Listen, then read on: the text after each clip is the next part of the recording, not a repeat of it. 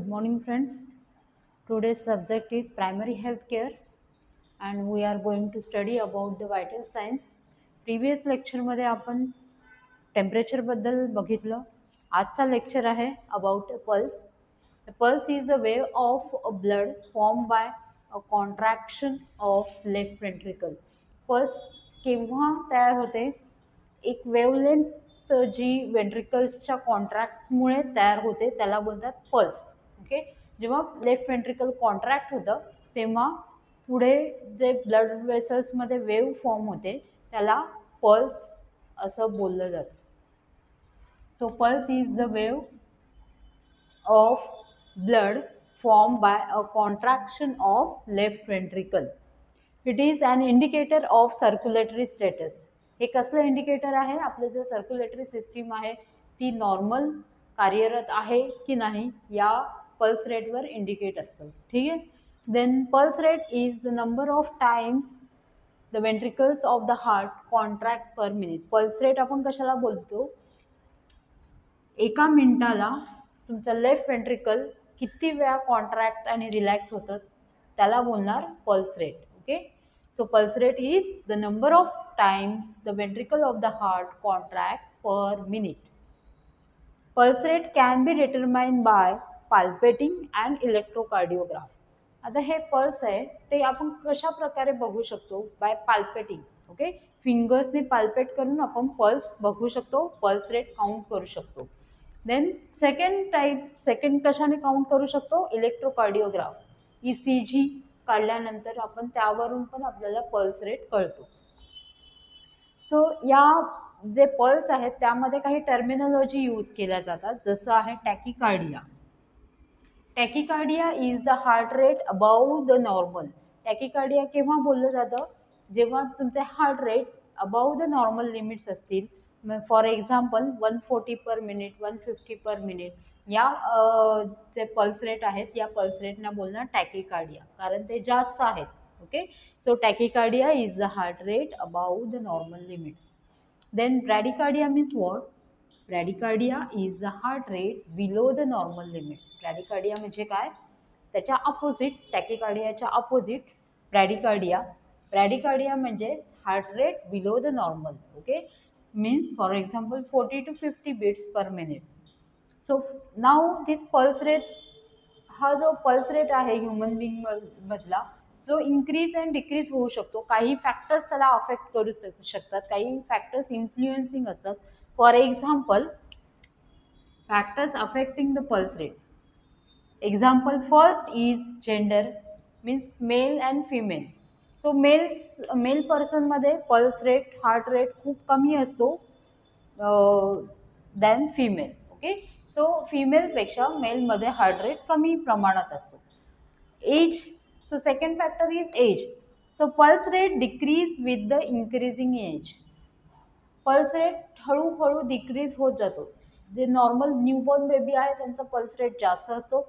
जसं जसं बाळ वाढत जातं, जसं जसं अडल्ट स्टेजमध्ये जातं त्याप्रमाणे त्याचं हार्ट रेट आहे तो डिक्रीज होत जातो, पल्स रेट आहे तो डिक्रीज होत जातो, कमी कमी होत जातो.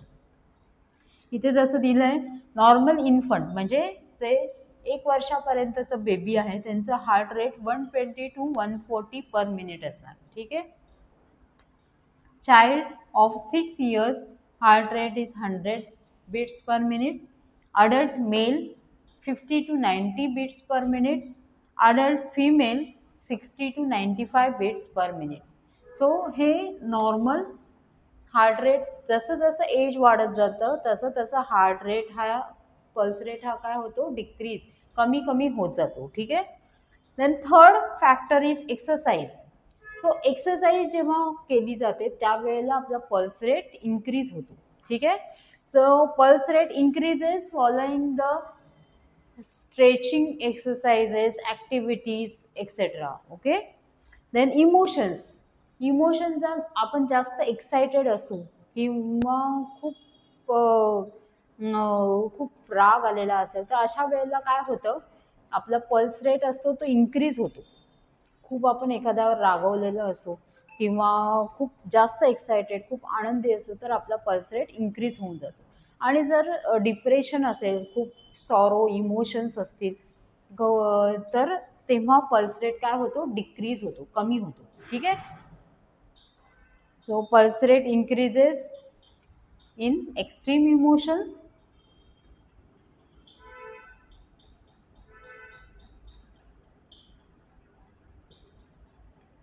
in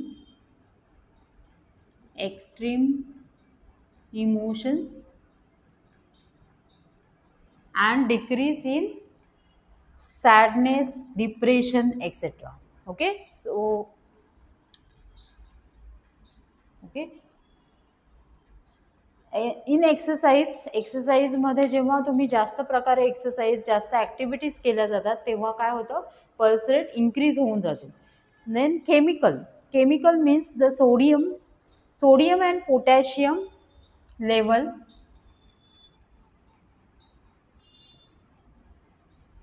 जेव्हा इम्बॅलन्स होतो तेव्हा पल्स रेटवर पण परिणाम होतो, हार्ट रेटवर परिणाम होतो. Then pathological changes, pathology means a disease of heart और infection. Pathology means the disease of heart और इन्फेक्शन, यामुळेही काय होतं, चेंजेस होतात, हार्ट रेट किंवा पल्स रेटमध्ये चेंजेस होऊ शकतात. देन पोझिशन चेंज, जर तुम्ही सिटिंग पोझिशनमध्ये असाल किंवा स्टँडिंग पोझिशनमध्ये असाल किंवा स्लीपिंग पोझिशन, रेस्टिंग पोझिशनमध्ये असणार तर हार्ट रेट त्याप्रमाणे चेंज होतात. जसं in resting position heart rate is decrease and when you are running, walking, then your heart rate is increases. Now the body temperature, जेव्हा तुमचं बॉडी टेम्परेचर जास्त असेल, जसं फीवर आलेला असेल तेव्हा हार्ट रेट काय होतं, इन्क्रीज होऊन जातात. ठीक आहे. So these all are the factors influencing the heart rate और पल्स रेट. ओके. फर्स्ट आहे जेंडर, मेल आणि फिमेल मध्ये वेगवेगळे असतात. मेलमध्ये हार्ट रेट और पल्स रेट खूप कमी असतात rather than female. Then age, pulse rate is decreases with increasing age.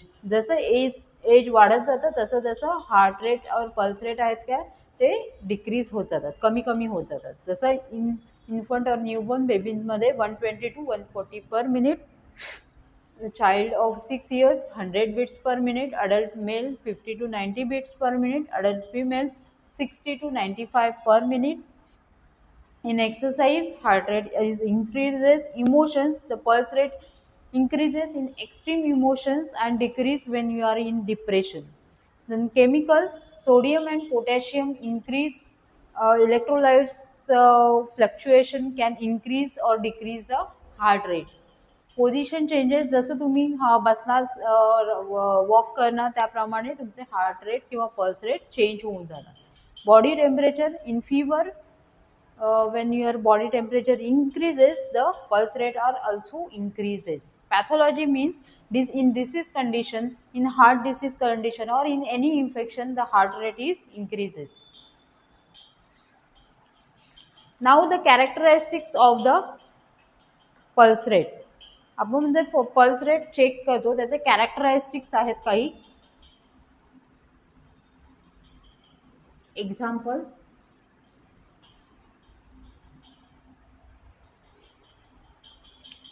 characteristics of pulse rate. So pulse rate मध्ये आपण फर्स्ट काय बघतो, rate. If it is above the normal, below the normal, then second is rhythm. Rhythm म्हणजे ते किती प्रमाणात तो sound आहे किंवा तो जो ठोका पडतो आहे तो किती मोठ्या प्रमाणात आहे का खूप तुम्ही डीप प्रेस केल्यानंतर तुम्हाला फील होते.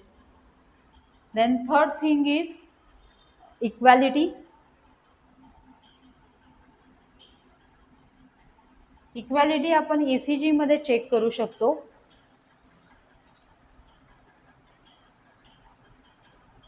And strength.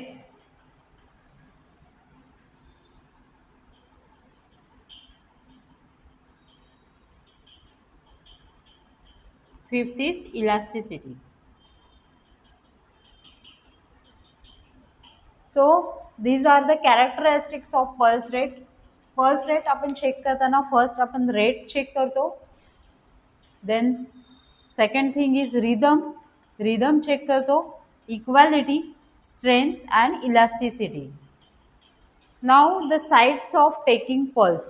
Now the common sites of taking pulse are total 9 sites.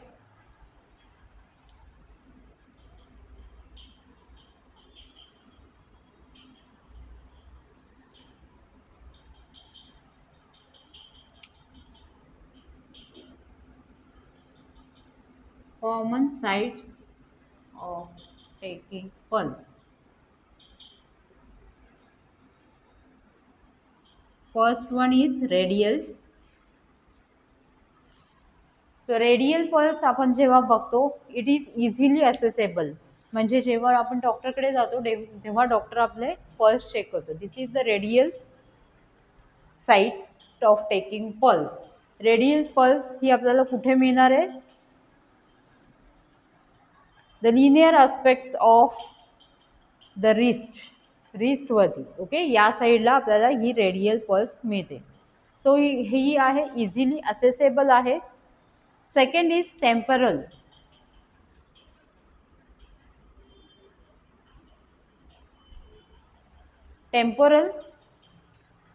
This is the second common site of taking pulse, assessing pulse between the lateral aspects of the eye below the hairs. Okay, या साइडला आपल्याला ही second temporal site आहे taking pulse. Then third one is carotid.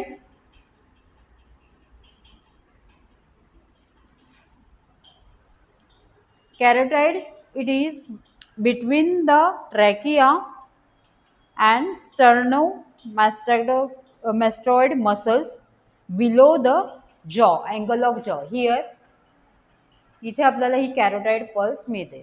ठीक आहे. Then fourth is apical pulse.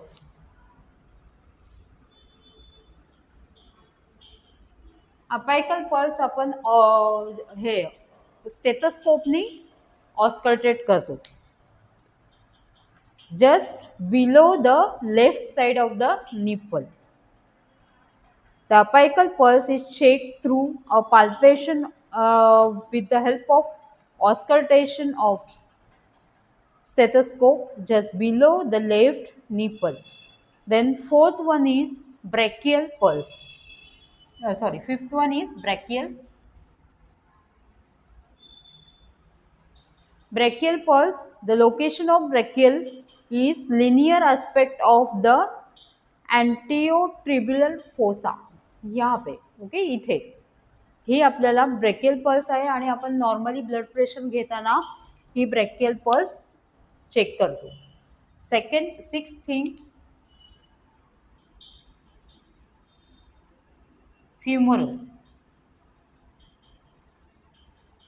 femoral pulse. Femoral is below the inguinal fold between the anterior iliac fossa, below the symphysis pubis. Okay, so femoral pulse feel करताना आपल्याला जेव्हा patient जास्त कुठल्याही pulse बाकीच्या मिळत नाहीये तेव्हा आपण फ्युमरल पल्स चेक करतो. त्यानंतर फ्युमरल ही मिळाली नाही तर आपण कॅरोटाइड पल्स चेक करतो. Next is पॉप्लेटियल.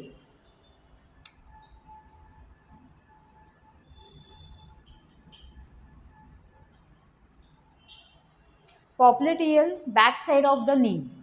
आपल्या नीच्या बॅक साइडला आपल्याला ही पल्स मिळते पॉप्लेटियल. हे आपण प्रॅक्टिकलमध्ये दाखवणार प्रत्येक side.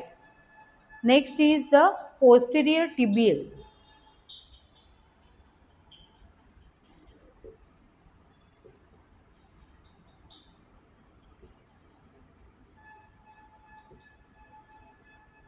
posterior tibial, the lateral inner aspect of the ankle. आपल्याला lateral inner aspect of the ankle म्हणजे या साइडला आपल्याला ही पल्स मिळते. ठीक आहे. posterior tibial. Next is the dorsalis pedis.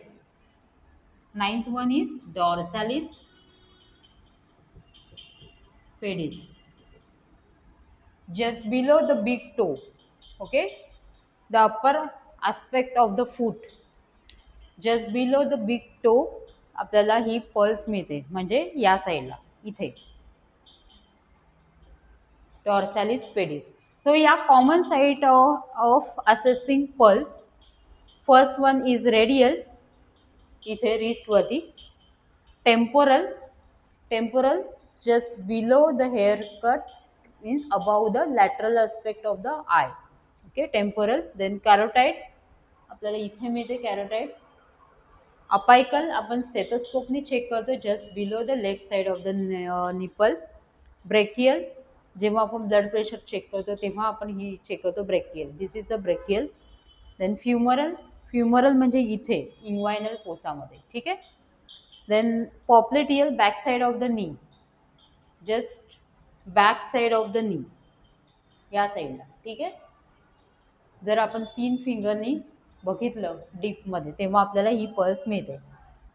Then popliteal, popliteal बघितलं. Next is posterior tibial, lateral aspect of the ankle. Dorsalis pedis just below the big toe on upper side of the foot. Okay, so या common site आहे taking pulse. Okay, हे याबद्दल विचारलं जाणार practical मध्ये. So pulse म्हणजे काय? Pulse is the wave of blood form by the contraction of left ventricle. जेव्हा लेफ्ट वेंट्रिकल कॉन्ट्रॅक्ट होतं तेव्हा वेवलेंथ फॉर्म होते ब्लड वेसल्समध्ये, आणि तीच वेवलेंथ म्हणजेच pulse. Okay, and it is the indicator of circulatory status. यामुळे आपल्या बॉडीमध्ये जे सर्क्युलेटरी स्टेटस कसं आहे ते आपल्याला हे पल्समधून इंडिकेट होतं. ठीक आहे. Pulse rate is the number of times of ventricles of the heart contract per minute. Pulse rate आपण कशाला बोलतो की एका मिनिटाला लेफ्ट वेंट्रिकल किती वेळा कॉन्ट्रॅक्ट आणि रिलॅक्स झालेला आहे त्याला बोलणार pulse rate. Pulse rate can be determined by palpating. Pulse rate आपण कसं बघतो? Palpating with 3 fingers. Okay, and then electrocardiograph म्हणजे ECG आणि पाल्पेटिंग या दोघांनी आपल्याला पल्स रेट आपल्याला समजू शकतात. ठीक आहे. सो यामध्ये काही टर्मिनॉलॉजी यूज केल्या जातात. टॅकिकार्डिया, टॅकिकार्डिया म्हणजे heart rate above the normal. नॉर्मलपेक्षा जास्त जेव्हा हार्ट रेट असतो तेव्हा त्या कंडिशनला काय बोललं जातं? टॅकिकार्डिया. ब्रॅडिकार्डिया म्हणजे it is the heart rate below the normal. Normal लिमिटपेक्षा कमी असेल जर heart rate, for example 40 to 50 beats per minute, तेव्हा कोणती टर्मिनॉलॉजी यूज केली जाते? ब्रॅडिकार्डिया. ठीक आहे. अजूनही काही टर्मिनॉलॉजी आहेत पण या 2 तुम्हाला लक्षात ठेवायच्या आहेत आणि ह्या फिल इन द ब्लँक्समध्ये विचारू शकतात किंवा ट्रू और फॉल्समध्ये विचारू शकतात. And the characteristics of pulse are rate, rhythm, elasticity, equality. कॅरेक्टरिस्टिक्समध्ये काय काय येतं? रेट आपण बघतो, रेट किती आहे? 150, 140 किंवा 100, 90 to 80 to 90. Then rhythm, rhythm म्हणजे कसं तुम्हाला तिथे फील होतं तेव्हा तुम्हाला एकदम व्यवस्थित फील होतंय का, किंवा तुम्हाला एकदम तुम्ही डीप प्रेस केल्यानंतरच तुम्हाला पल्स रेट मिळत आहेत, सो त्याला बोलणार रिदम. इक्वॅलिटी, जेव्हा तुम्ही रेग्युलर पल्स रेट चेक करता तेव्हा तुम्हाला इक्वॅलिटी कळते. ओके, तुम्हाला इथे तुम्ही फिंगर्स ठेवले, तुम्हाला पल्स मिळाली. ओके, पण खूप वेळाने दुसरा ठोका पडतोय, पण मध्येच परत दुसरा ठोका पडतोय. सो यामध्ये काय आहे? याला बोलणार इक्वॅलिटी नसणे. ओके, सो नॉर्मल इक्वॅलिटी म्हणजे काय? प्रत्येक एका ठराविक सेकंदाला एक ठोका पडतो आहे बरोबर, त्याला बोलणार इक्वॅलिटी. काही वेळेला काय होतं हे जास्त ECG मध्ये आपल्याला कळतं.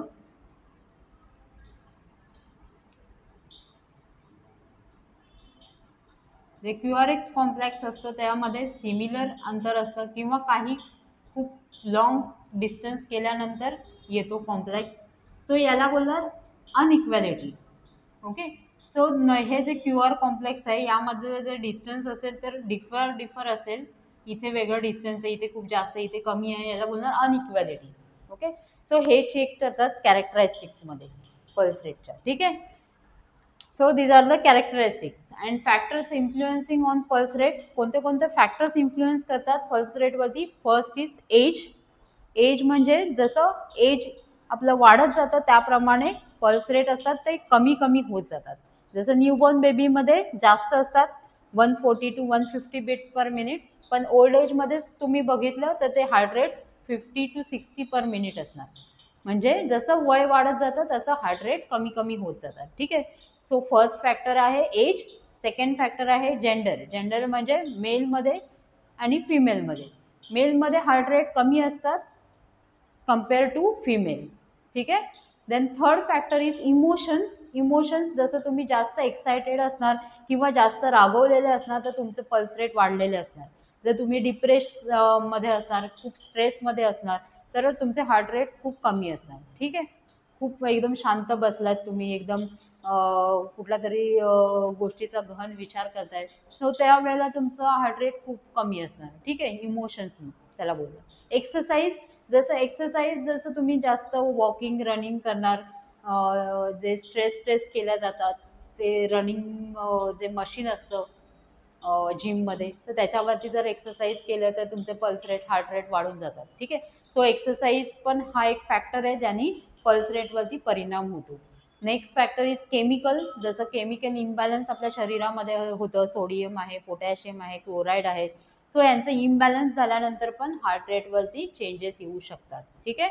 Next factor is pathology. Pathology म्हणजे जर एखादं इन्फेक्शन घुसलं असेल आपल्या शरीरात, कुठल्याही प्रकारचं इन्फेक्शन हार्टला किंवा कुठल्याही ऑर्गनला झालं तर आपला हार्ट रेट वाढू शकतात. ठीक आहे. नंतर आहे बॉडी टेम्परेचर. बॉडी टेम्परेचर जर कमी जास्त असेल तर त्याप्रमाणे आपले हार्ट रेट वाढतात. जसं फिवर आला असेल तर फिवरमध्ये हार्ट रेट इन्क्रीज होतात. ठीक आहे. सो हे सर्व फॅक्टर्स आहेत जे हार्ट पल्स रेटला इन्फ्लुएन्स करतात, म्हणजे पल्स रेट कमी जास्त करू शकतात. ठीक आहे. सो कळलंय टॉपिक हा.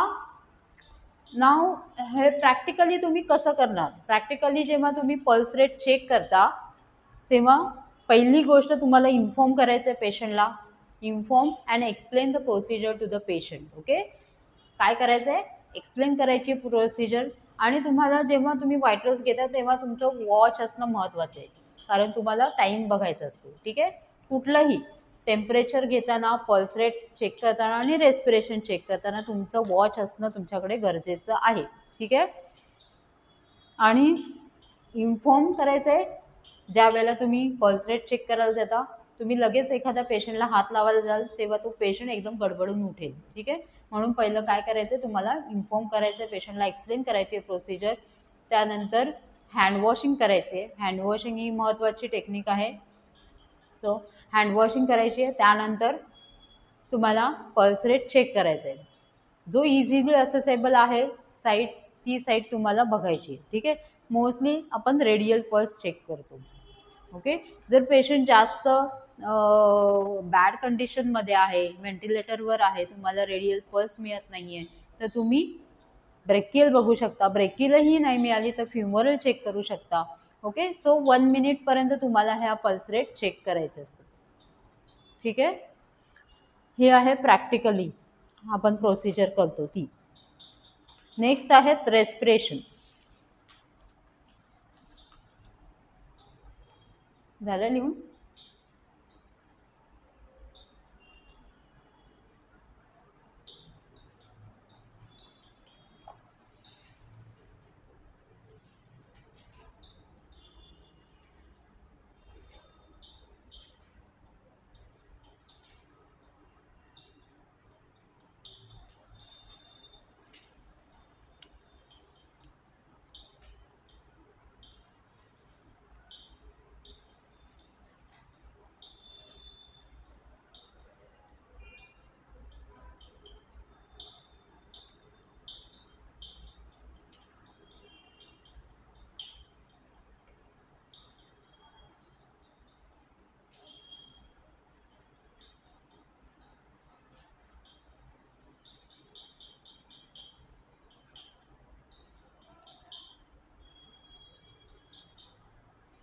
सो नेक्स्ट आपण बघणार आहोत रेस्पिरेशन.